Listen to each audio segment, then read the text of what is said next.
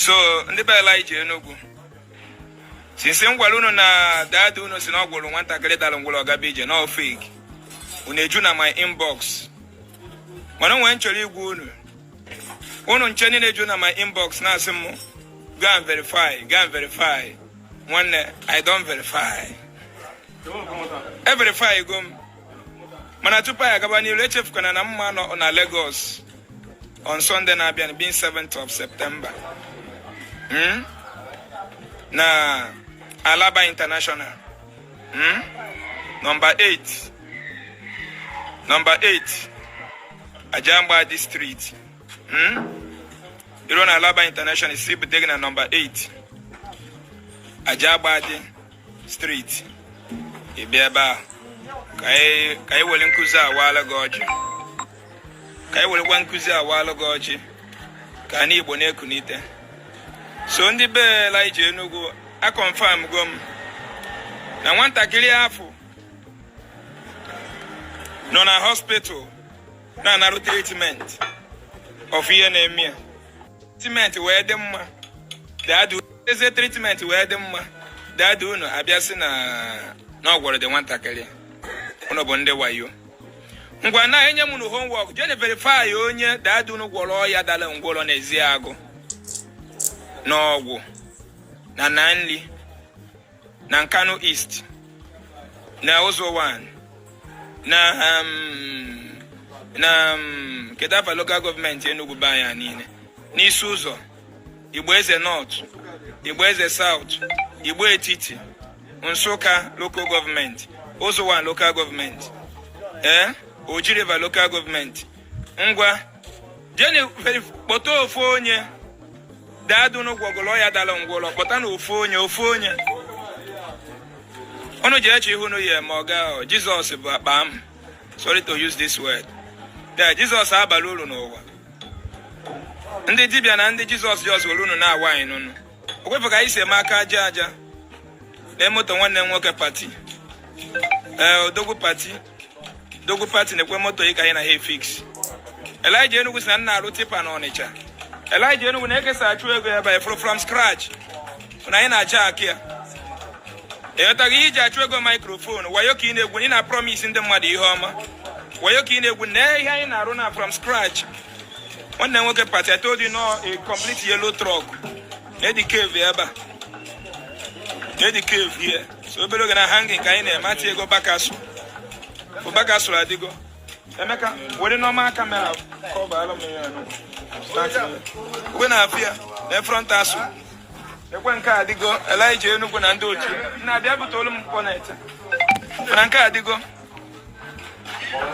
from scratch ọ ya bụ ichu ego ọ bụrụ ịkpala microphone every week jee gbata fuel gbanye na chain jee go amp gbanye microphone on with the due process onye China nye gị command on and off iwe na-agwazi ụmụ Igbo ekechiri akara aka gị onye ekere gị onye nọchiri gị onye siga gana n'iru bute front grade moto adoeni onye siga gana n'iru efuru ya enafia efuna nke adịrịgo nene nke a going enafia from scratch my brother ihe Chukwu nọ n'Owere ọ gị nwagolu nke ekwe ya kọpụlụchago moto gị ọ dịgo going ọ na Owere je na-ebu aja from scratch enafia nwanne nwoke ọgọ nwoke mụ na ya kwuru nya na onye Nsukka be anyị ekwe frame gị ebe a obere gị na-aga aha ngị dị asụ ka a na-ebute going ekwe na afia jee chọọ ịfụnụ ya alụ na werezi na ndị mmadụ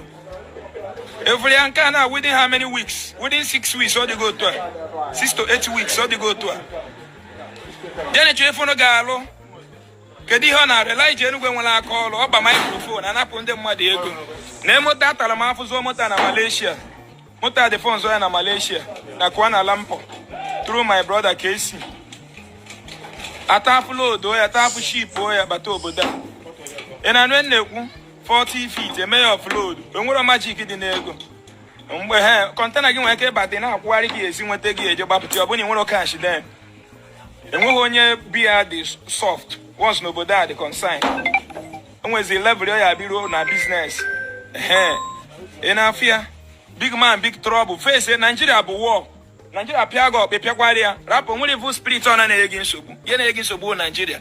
That's why Namdi Kanu just say if Nigeria happen to you, you understand. Yen happen to you in Nigeria. My brother Jerry, as a bomb mother in door but an Ansuka. If Oboga no Kulugo. Oboga was going. Eh? I better get now buy a paint or fine or Sakana Sia. I know every day, I days week a millionaires who I dear. So Jenny Chief no ya alone there belle. They wouldn't know we don't know about Okompi. Eh? We for Gankasi, I can get a full of paintings. The better get painting when call for. If from Cargo, car painting go for one. My brother not Dubai, and one more thing go to my bar, not the go. Triple M. It's a bomb mad. And when I got from behind ya, but the one at Dubai, send millions, so so on Tuesday, go on against the higher Biabuze, if I have to get about all going. And you see them more. And watching a Yagasi. So I watch you go cabin. Yeah, Bali. The woman never. Jeremiah won them. Did I hear with Jeremiah? You want to get him? Who had a good one and working? Then another of my senior brothers. They are all my senior brothers. So in our fear. So, yeah, figure, man. Yeah, but one bo. Then what Jesus in a year ago. On your channel, robot and outward and outward. Will you create ego? Feel I know one I say by no one. Some pepper and one that area in Nigeria. Let me see. Import kind of make come some pepper. Some pepper and import in our fear.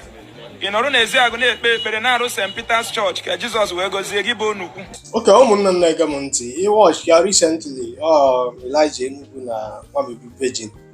Come on, my workable Mathias Ezeaku Ejiofor no ife discuss lebe Amoloku na Abuja. Come on, Mamibu Virgin. Ejiofor and the Kanu Capital. Still adopted today. Nigerian government kaji Mazanande Kanu.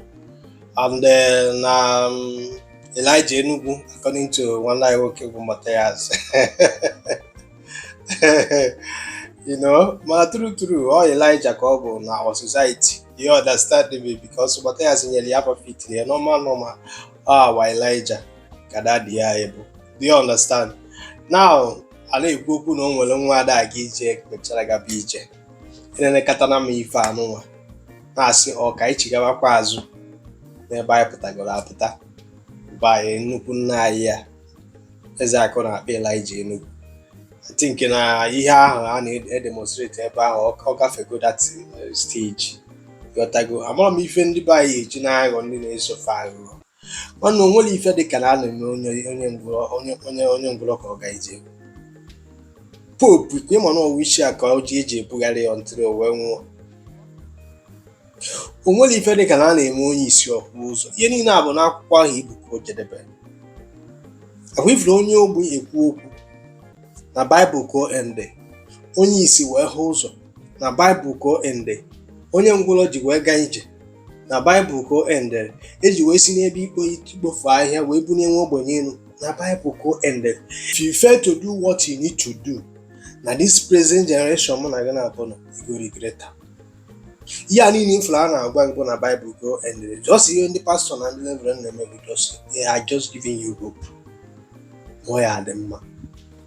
Because of again, I know na failed leadership, failed content. That is ebe ndị leaders saying what if fan eme, how they eche maka ọdịmma gị. Do you understand me? Onwe some ụmụazị a na-amụ fada eji ije n'oge.